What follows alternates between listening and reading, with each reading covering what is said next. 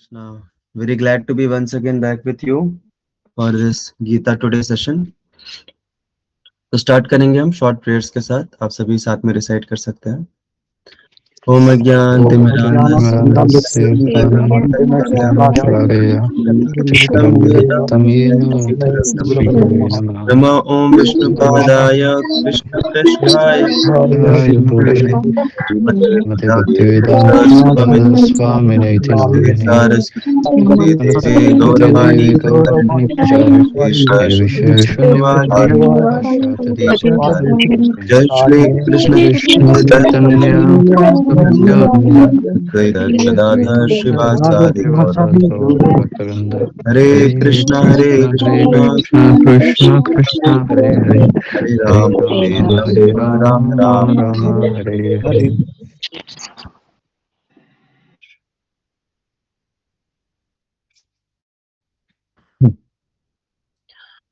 हरे कृष्णा. तो आज का सवाल है सना माता जी द्वारा पूछा गया.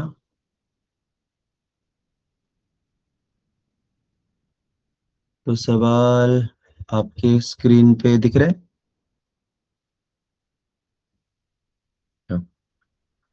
Hare Krishna Prabhuji, I want to understand clearly the difference between the forms of Vishnu, especially Mahavishnu, Garbhodakashayi Vishnu. या आवाज मेरी क्लियरली आ रही है ना? यस प्रभुजी. थोड़ा सा नेटवर्क यहाँ पे अनस्टेबल है, तो इन केस अगर बीच में ब्रेक होती है आवाज तो आप लोग रिएक्ट कीजिएगा.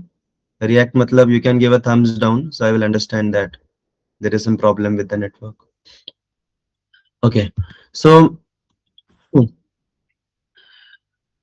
जब कृष्ण भगवान को इस भौतिक संसार की निर्मित करनी थी, so whenever Krishna interacts with this material world, निर्मिति नहीं बोलेंगे हम, क्योंकि ये जो मटेरियल वर्ल्ड है ये अनंत काल से एग्जिस्ट करता है. मटेरियल मैनिफेस्टेशंस कभी रहती हैं कभी नहीं रहती हैं, लेकिन मटेरियल वर्ल्ड जो है, ये भौतिक संसार जो है, ये अनंत काल से एग्जिस्ट कर रहा है. तो प्रॉपर वर्ड वुड बी कि जब भी कृष्ण को इस मटेरियल वर्ल्ड में इंटरैक्ट करना रहता है, तो कृष्ण कभी भी डायरेक्टली इंटरैक्ट नहीं करते. करते भी हैं अपने भक्तों के जीवन में, लेकिन इन जनरल इस संसार का जो मैनेजमेंट है उस जस्ट अ सेकंड.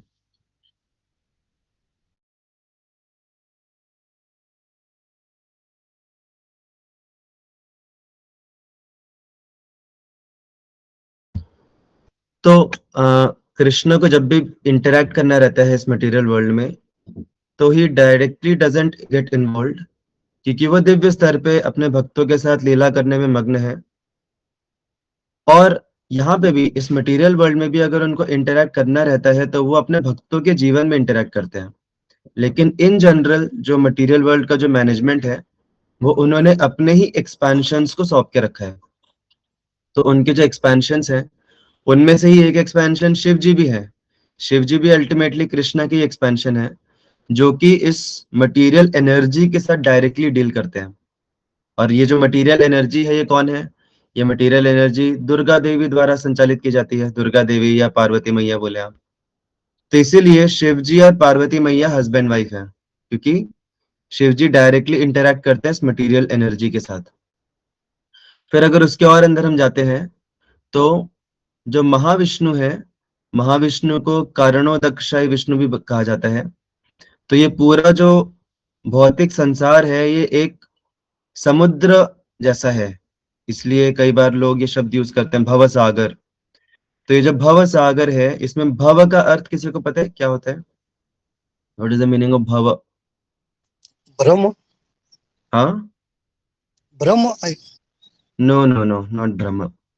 भव का मतलब होता है कॉज, भवती, राइट? भवती शब्द से भव आता है, कॉज. तो इस संसार के सागर को भव सागर बोलते हैं, मतलब कॉजल ओशियन इंग्लिश में बोलते हैं. कॉजल ओशियन क्यों? क्योंकि यहाँ पे हर एक एक्टिविटी जो होती है वो किसी न किसी कारण के वश होती है. कारण, और कारण का क्या बोलते हैं, कुछ तो कारण होता है हर एक एक्टिविटी. तो बेसिकली दिस होल वर्ल्ड, ये पूरा जो संसार है, ये कॉज और इफेक्ट से बना हुआ है. समझ रहे हैं सभी? Cause and effect. हर समय कुछ ना कुछ या तो कॉज हो रहा है, नहीं तो उस कॉज का इफेक्ट हो रहा है। तो उस कॉज को हिंदी में भव बोलते हैं या फिर कारण बोलते हैं। तो ये जो संसार सागर है, ये भव सागर है, मतलब ये कारण का सागर है। हर एक एक्टिविटी के पीछे कुछ ना कुछ कारण रहता है। तो इसीलिए इस सागर का दूसरा Hare Krishna, am I audible? Hare Krishna. Okay, या sorry for the interruption. Okay, तो ये जो भव सागर है, कारण का जो सागर है, उस कारण के सागर में एक विष्णु जो है वो लेटे हुए हैं योग निद्रा में, और उन विष्णु का नाम है कारणोदकशाई विष्णु। कारण का उदक, उदक मतलब समुद्र, उसमें जो शाई, उसमें जो लेटे हुए हैं योग निद्रा में, उनका नाम है Karanodakashayi Vishnu. Sunil Prabhu, you can kindly mute yourself. Coordinator है ना, coordinator should be always active, कि कोई भी अगर अनम्यूट होता है उनको इमीडिएटली म्यूट कर देना चाहिए। या सो सो जो कारणोदक्षाई विष्णु है, उन्हीं को महाविष्णु भी कहा जाता है। और उन महाविष्णु के शरीर से, उनका जो दिव्य शरीर है, उसमें हर एक रोम रोम से बहुत सारे ब्रह्मांड निकलते हैं। ओके, उनके हर एक रोम रोम से ब्रह्मांड निकलते हैं। और फिर वो जो ब्रह्मांड है, असंख्य ब्रह्मांड है, उसके अंदर, हर एक ब्रह्मांड के अंदर ये जो महाविष्णु है, ये खुद को वापस से विस्तृत करके एक दूसरे फॉर्म में हर एक ब्रह्मांड के अंदर जाते हैं। और उस, जैसे हमारा जो एक ब्रह्मांड है, उस एक ब्रह्मांड के अंदर जो विष्णु का एक्सपेंशन होता है, उनको बोलते हैं गर्भोदकशाही विष्णु। ओके, गर्भ उदक शाही विष्णु, क्योंकि ये जो ब्रह्मांड है, ये गर्भोदक सागर इसमें भरा हुआ है। जो पूरा भौतिक संसार है, उसके अंदर कारणों, कारण का सागर है, भव सागर है। और हर एक ब्रह्मांड के अंदर ये है गर्भ, गर्भोदक सागर है। और उसके अंदर जो लेटे रहते हैं, जैसे हमने कई बार फोटो में देखा होगा ना, कि एक शेष नाग है और शेष नाग के ऊपर जो लेटे हुए हैं और उनके चरणों की मसाज कर रही हैं लक्ष्मी देवी। तो ये वाले जो विष्णु है, ये गर्भोदकशाही विष्णु है। ओके, हमारे ब्रह्मांड के अंदर के विष्णु। यहाँ तक क्लियर हो रहा है सभी को डिफरेंस कारणोदकशाही विष्णु, महाविष्णु, एंड गर्भोदकशाही विष्णु में? या और गर्भोदकशाही विष्णु का जो गर्भ है, गर्भ मतलब उनका जो, क्या बोलेंगे, पेट या फिर नाभि जो है, वहां से फिर एक कमल निकलता है। और उस कमल के ऊपर ब्रह्मा जी बैठे हैं। और वो ब्रह्मा जी फिर इस ब्रह्मांड के अंदर जो अलग अलग लोक हैं, अलग अलग जो प्लानिटरी सिस्टम्स हैं, भूलोक, स्वर्गलोक, नर्कलोक, पाताल लोक, एक्सेट्रा, उन सारे अलग अलग लोकों की सृष्टि, उन सृष्टि नहीं बोलेंगे, उनकी इंजीनियरिंग करते हैं ब्रह्मा जी। और फिर हर एक लोक में, हर एक पदार्थ के जो कण कण में जो विष्णु के एक्सपेंशन स्थित है, उनको बोलते हैं क्षीरोदकशाही विष्णु। ओके, जिनको परमात्मा भी बोलते हैं। तो इन शॉर्ट, विष्णु के तीन मैनिफेस्टेशंस हैं इस पूरे संसार में। एक है महाविष्णु या कारणोदकशाही विष्णु, जो भवसागर में लेटे हैं, जिनके रोम रोम से असंख्य ब्रह्मांड निकल रहे हैं। फिर दूसरे गर्भोदकशाही विष्णु, जो कि हर एक ब्रह्मांड में अलग अलग गर्भोदकशाही विष्णु है, जिनके नाभि से कमल निकलता है ब्रह्मा जी, और फिर उसका ब्रह्मा जी पूरे इंजीनियरिंग करते हैं अलग अलग लोकों का। और फिर हर एक कण कण में जो विष्णु के एक्सपेंशन स्थित है, जिनको परमात्मा बोलते हैं, उनका नाम है क्षीरोदकशाही विष्णु। तो इस प्रकार से तीन मैनिफेस्टेशन है विष्णु के, जो कि पूरे भौतिक संसार को जो पूरा चलाते हैं। तो इज दिस क्लियर माता जी, और you had some further query in this? या okay, so we'll begin with our today's session. अच्छा, एक एडिशनल पॉइंट, कि जब हम बोलते हैं कि ये जो ब्रह्मा और विष्णु और महेश, ये तीनों एक स्तर पे हम बोलते हैं ना, तो जब हम ऐसी बात करते हैं, तो ये हम रेफर कर रहे हैं इनको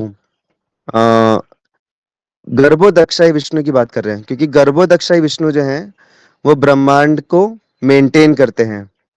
लेकिन अगर हम शिव जी और कारणोदक्षाय विष्णु महाविष्णु की बात करेंगे तो Mahavishnu is superior to lord Shiva.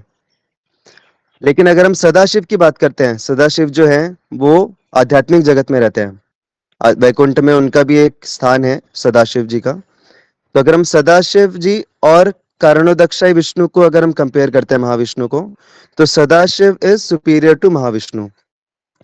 तो कैसे है, एक ही पर्सनैलिटी के अलग अलग जो मैनिफेस्टेशंस एक्सपेंशंस हैं और दूसरे पर्सनैलिटी विष्णु या कृष्ण की जो अलग अलग मैनिफेस्टेशंस हैं, उनमें से कोई एक मैनिफेस्टेशन दूसरे मैनिफेस्टेशन से सुपीरियर है, फिर उसके बाद उन्हीं का फिर एक मैनिफेस्टेशन दूसरे वाले से सुपीरियर है। तो इसीलिए हमारे शास्त्रों में मतभेद पाया जाता है, कहीं पे बोला जाता है कि विष्णु सुप्रीम है, कहीं पे बोला जाता है शिव जी सुप्रीम है, क्योंकि एक फॉर्म दूसरे फॉर्म से सुपीरियर है, लेकिन दूसरी पर्सनैलिटी का दूसरा फॉर्म उस पहले वाले फॉर्म से और ज्यादा सुपीरियर है। तो anyways that is the additional point. So will go ahead with today's session. आज का हमारा श्लोक है कल वाले का कंटिन्यूएशन 6.13 to 14।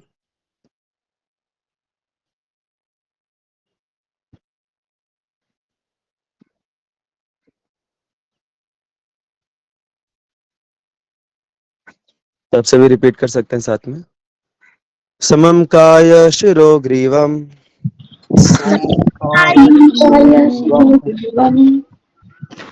धारयन् अचलं स्थिरः संप्रेक्ष्य नासिकाग्रं स्वं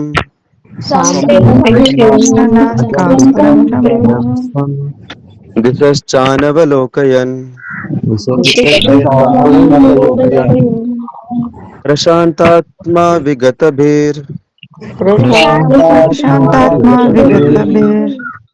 ब्रह्मचारी व्रते स्थितः ब्रह्मचारी व्रते स्थितः मनः संयम्य मच्चित्तो संयम्यमच्चित्तो चित्तो युक्त आसीत मत्परः। युक्त आसीत् मत्परः।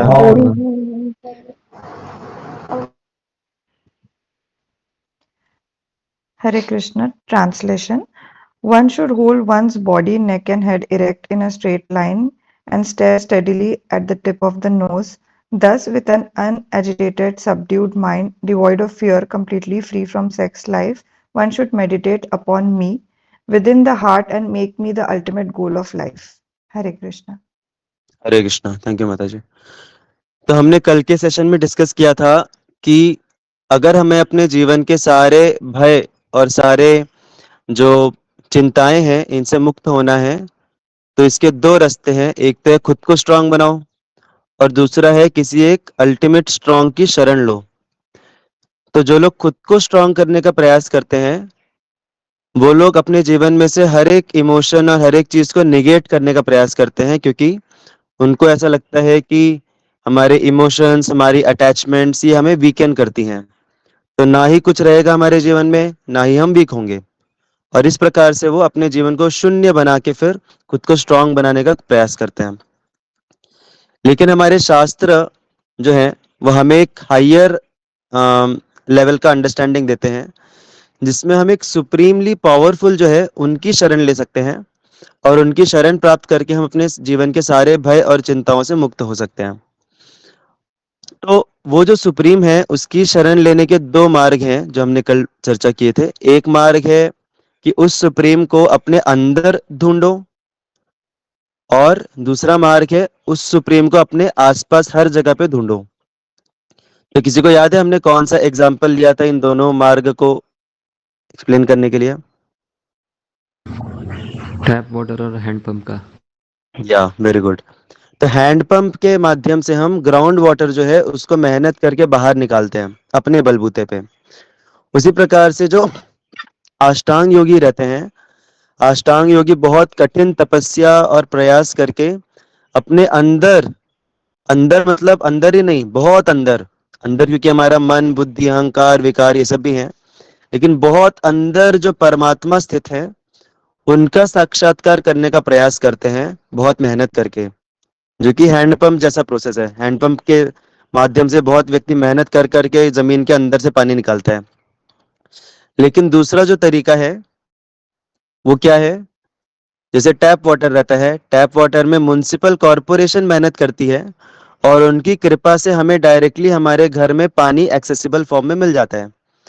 उसी प्रकार से दूसरा जो मार्ग है अष्टांग योगा के अलावा, वो है भक्ति योगा का मार्ग, जिसमें हम भगवान की कृपा, आचार्यों और गुरुओं की कृपा से हम कृष्ण को डायरेक्टली एक्सेसिबल फॉर्म में हम प्राप्त कर सकते हैं अपने जीवन में। किन 3 रूपों में? किसी को याद है?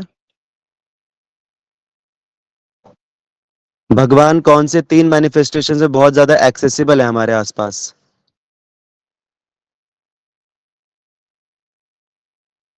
नाम सिंपल रूप क्वेश्चन है। एंड विग्रह। या भगवान का नाम, भगवान की लीला कथा, भगवान का नाम, भगवान की कथा और भगवान का रूप मतलब दर्शन, उनका विग्रह। तो इसके माध्यम से भगवान की कृपा से भगवान खुद मैनिफेस्ट होते हैं इन 3 रूपों में, और इन 3 रूपों में हम बहुत आसानी से उनको एक्सेस कर पाते हैं। तो ये हुआ भक्ति योगा का मार्ग।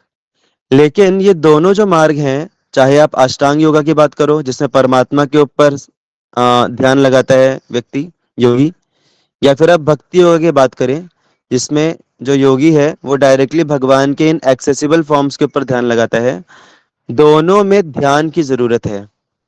तो इसीलिए जो ध्यान योगा है ये अष्टांग योगा में भी अप्लाई होता है और भक्ति योगा में भी अप्लाई होता है, लेकिन अलग अलग तरीकों से अप्लाई होता है। तो अभी हम इसी जो श्लोक, यही जो श्लोक है, इसको हम दोनों तरीकों से समझने का प्रयास करेंगे, अष्टांग योगा में कैसे अप्लाई होता है और भक्ति योगा में कैसे अप्लाई होता है। लेकिन उसके पहले ये जानना जरूरी है कि चाहे अष्टांग योगा हो, भक्ति योगा हो, कोई भी प्रामाणिक योगा जो है उसका अल्टीमेट लक्ष्य क्या है, उसका उद्देश्य क्या है?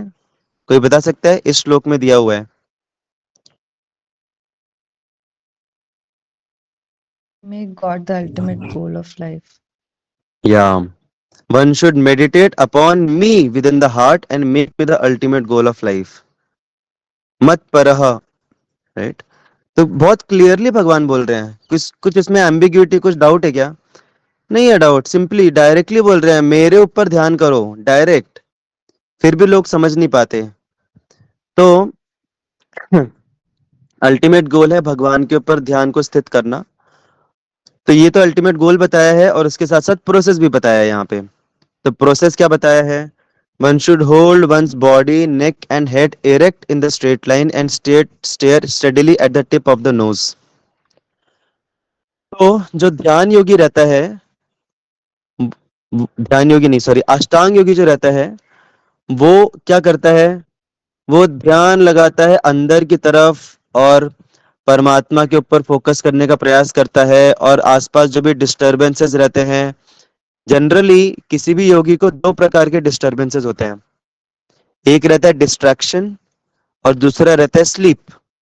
डिस्ट्रैक्शन को हिंदी में क्या बोलेंगे? डिस्ट्रैक्शन डिफिकल्ट है,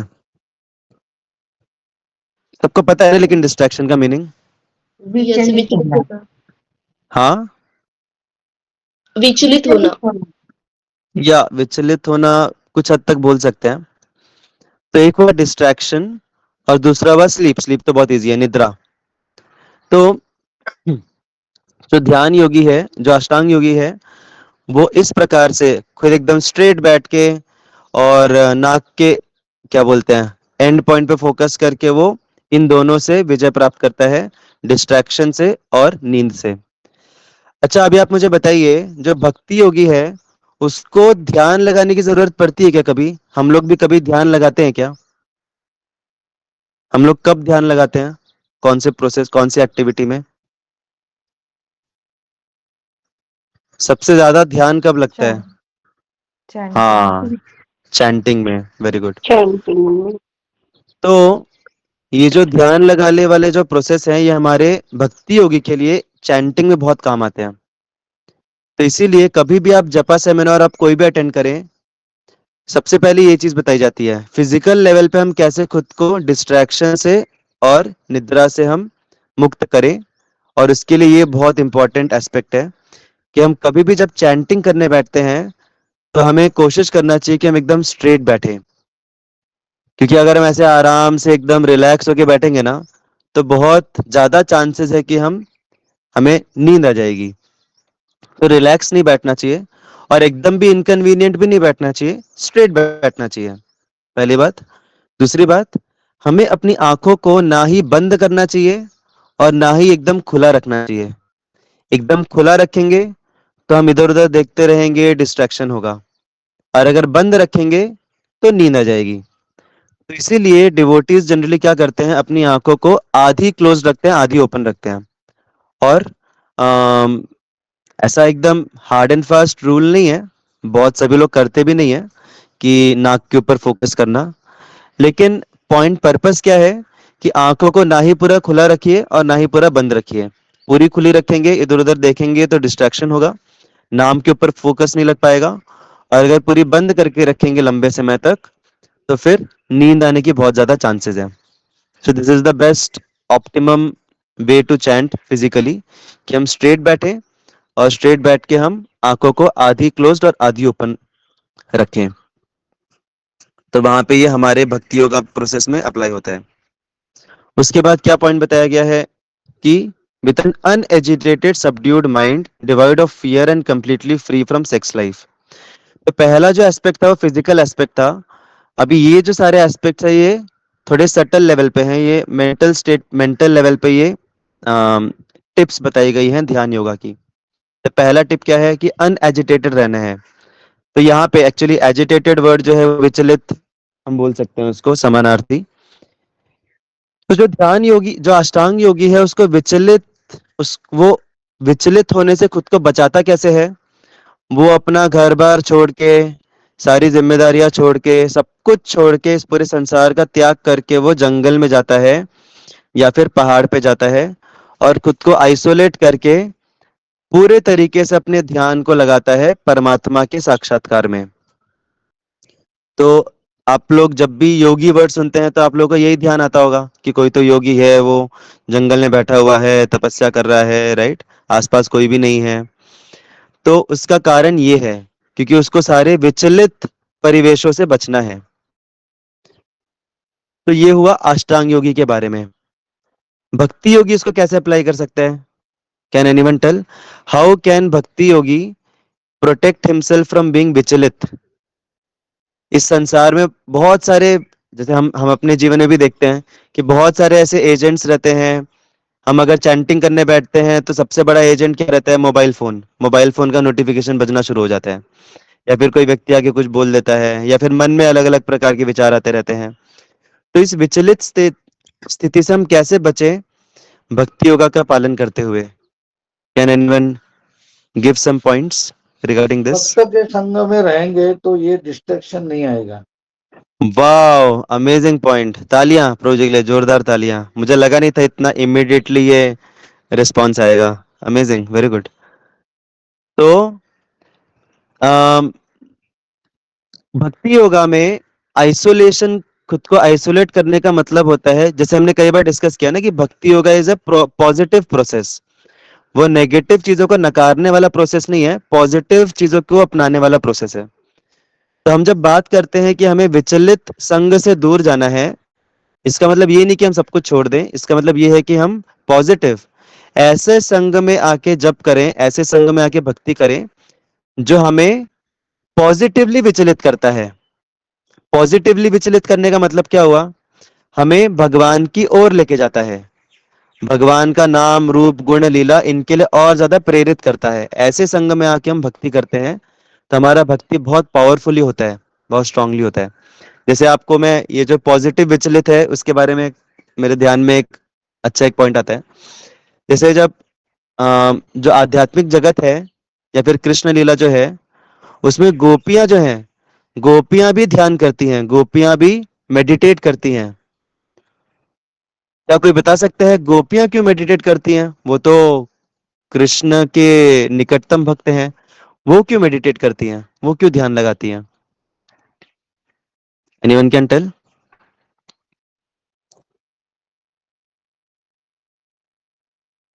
any guess? Any simple guess?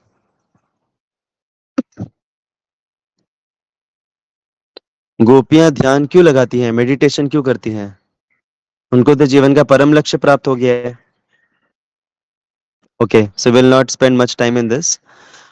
जब कृष्ण गोपियों से विरह मतलब अलग रहते हैं, जब गोपियां कृष्ण से अलग रहती हैं, खास करके जब कृष्ण वृंदावन छोड़ के मथुरा चले गए थे, तो कृष्ण का जो विरह है, उनकी जो याद है, वो गोपियों को इतनी सताती थी, इतनी परेशान रहती थी वो, कि वो ध्यान योग का इस्तेमाल करती थी। किस लिए?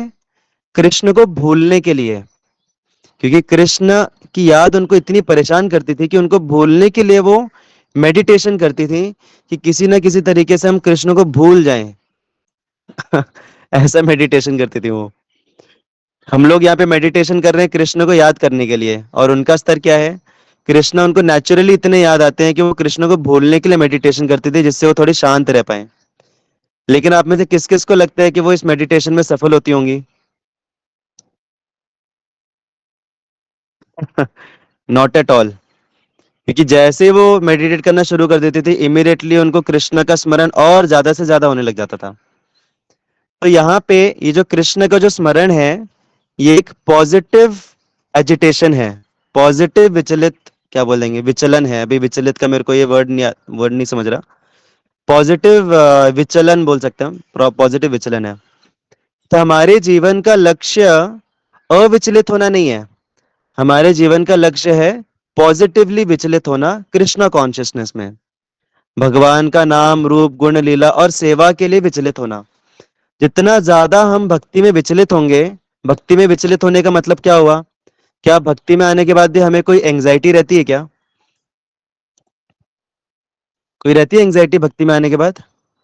कैसी एंजाइटी रहती है, कोई बता सकता है? सेवा, सेवा के प्रति, कि मैं अपनी सेवा को बेस्ट से बेस्ट तरीके से करूं। और कोई एंजाइटी?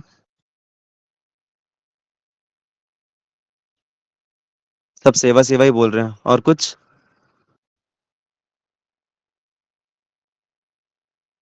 ऑफलाइन क्लासेस मिस हो रहे हैं। या वेरी गुड। तो प्रिंसिपल क्या है? एक भक्त को भी एंजाइटी रहती है कि मुझे कभी कृष्ण का विस्मरण ना हो, मैं कभी भक्ति से दूर ना जाऊं। और उसको एंजाइटी रहती है कि मैं कैसे जल्दी से जल्दी ज्यादा से ज्यादा भक्ति में प्रगति करते रहूं। उसको एजिटेशन रहता है कि मैं कैसे कृष्ण के बारे में ज्यादा से ज्यादा ज्ञान अर्जन करूं, कृष्ण को ज्यादा से ज्यादा प्रसन्न करूं, भक्तों की ज्यादा से ज्यादा सेवा करूं, भक्तों से ज्यादा संबंध बनाऊं।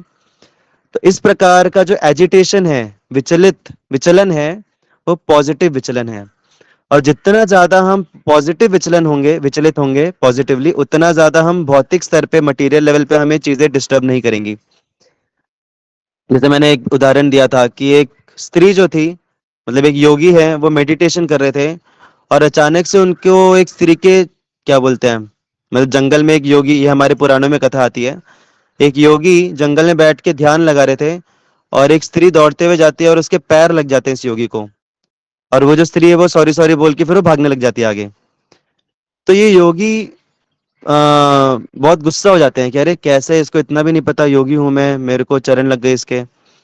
फिर वो स्त्री थोड़ी देर बाद वापस आती है, और फिर उनको आके माफी मांगती है कि सॉरी सॉरी, गलती हो गई मेरे से, मेरे पैर लग गए आपको। तो फिर वो बोलती है कि एक्चुअली क्या हुआ, मैं अपने प्रेमी से मिलने के लिए इतनी विचलित थी, मैं उससे मिलने के लिए इतना भागते हुए जा रही थी, मेरे को जल्दी से जल्दी मिलना था उससे, कि मुझे और किसी चीज की सुध-बुध ही नहीं रही, कहाँ पर हूं मैं, क्या हो रहा है, किसी चीज की सुध-बुध ही नहीं रही। Because that intense desire was there to meet my beloved. तो ये जो योगी है, ये योगी ने उन स्त्री को दंडवत किया और बोला कि तुम मुझसे अच्छी योगिनी हो, क्योंकि मैं विचलित हो गया। मैं क्यों विचलित हुआ? इसका मतलब क्या हुआ कि मेरा जो ध्यान है, मेरे प्रेमी जो है भगवान, उनके प्रति जो मेरा ध्यान है, वो उतना स्ट्रांग नहीं था जितना तुम्हारा ध्यान था अपने प्रेमी के प्रति। तो वो स्त्री से आशीर्वाद मांगते हैं कि मुझे तुम आशीर्वाद दो कि जिस प्रकार की जो लालसा है तुम्हें अपने प्रेमी से मिलने की, उस प्रकार की या उससे भी ज्यादा लालसा हो मुझे अपने प्रेमी भगवान से मिलने की। तो जितना ज्यादा हमें आध्यात्मिक स्तर पे विचलन रहता है, उतना ही ज्यादा हमें भौतिक स्तर की जो चीजें रहती हैं वो हमें उतना डिस्टर्ब नहीं करती। हायर लेवल ऑफ एंजाइटी अगर हमें रहता है तो फिर छोटी-मोटी चीज़ें हमारे जीवन में कुछ इधर-उधर हो जाती है तो हम उतना माइंड ही नहीं करते, क्योंकि हमारा ध्यान हायर लेवल की एंजाइटी पे लगा हुआ है। ये इवन भौतिक स्तर पे भी हम देखते हैं। कुछ अगर हमारा हायर पर्पस रहता है तो कुछ छोटा-मोटा कुछ हो भी जाता है तो हम उतना माइंड ही नहीं करते। लेकिन अगर किसी के जीवन में कुछ हायर पर्पस ही नहीं है, कुछ हायर एब्जॉर्प्शन ही नहीं है, तो हर छोटी से छोटी बात को वो बात का बतंगड़ बनाते रहता है। सो ए भक्ति योगी becomes vigilant for Krishna consciousness, for Krishna advancement, consciousness advancement. इसलिए वो इस संसार की फिर छोटी मोटी चीजों से उतना डिस्टर्ब नहीं होता। तो इसी प्रकार से बाकी के जो भी एस्पेक्ट्स हैं अभी हम उनके ऊपर नहीं जा पा रहे क्योंकि टाइम अप हो गया है नहीं तो आप लोग ज्यादा विचलित हो जाओगे, ज्यादा टाइम ले लिया तो। सो उसी प्रकार से हम जस्ट एक एक सेंटेंस में बाकी सब चीजों के बारे में बात करेंगे। सबड्यूड माइंड, जो अष्टांग योगी रहता है वो माइंड को कंट्रोल करने का प्रयास करता है, उसको दबाने का प्रयास करता है। लेकिन भक्ति योगी जो है वो अपने मन को कृष्ण में लगाने का प्रयास करता है by bhakti yoga, by engaging his talents in Krishna service and by taking anxiety in Krishna service. उसी प्रकार से जो ज्ञान योगी रहता है वो भय से मुक्त कैसे रहता है, इस अंडरस्टैंडिंग के साथ कि मैं ये शरीर नहीं हूं, मैं आत्मा हूं। मैं बहुत ही क्विकली वाइंड अप कर रहा हूं तो आप लोग ध्यान से सुनिए, I will not explain much. अष्टांग योगी भय से मुक्त होता है आत्म साक्षात्कार करके कि मैं ये शरीर नहीं, मैं आत्मा हूं और आत्मा को कोई कुछ नहीं कर सकता। लेकिन भक्ति योगी भय से मुक्त कैसे होता है, क्योंकि वो भगवान का आश्रय लेता है और उसको पता है कि भगवान मुझे बचाएंगे और भगवान जिस भी तरीके से मुझे रखेंगे वो बेस्ट है मेरे लिए। फिर जो अष्टांग योगी है वो सेक्स लाइफ को पूरी तरीके से नकारता है, सेक्स को पूरी तरीके से नकारता है। लेकिन भक्ति योगी जो है वो सेक्स लाइफ को इस्तेमाल करता है भक्ति योगा में। जैसे गृहस्थ जो रहते हैं दे एंगेज इनटू सेक्स लाइफ, लेकिन किस लिए, जिससे कि वो एक कृष्णा कॉन्शियस भक्तों को जन्म दे पाए। ओके, एक कृष्णा कॉन्शियस प्रजा उत्पत्ति कर पाए, और वो भी कंट्रोल्ड वे में करते हैं, ना कि सिर्फ मजा मस्ती के लिए, but for procreation, for in a responsible way they use it as a service to Krishna. And so in these ways जो भक्ति योगी रहता है वो अपना ध्यान को बढ़ाता है कृष्ण के प्रति और फिर धीरे धीरे उसको भगवान का साक्षात्कार होता है और इस प्रकार से वो अपने जीवन में सुप्रीम जो फियरलेसनेस है उसको अचीव करता है। Hare Krishna. Will stop here, I did it very quickly the last part, sorry for that. Hare Krishna. Srimad Bhagavad Gita की जय। श्रील प्रभुपाद की। जय। हरे कृष्णा कृष्ण कृष्ण हरे हरे, हरे राम राम राम।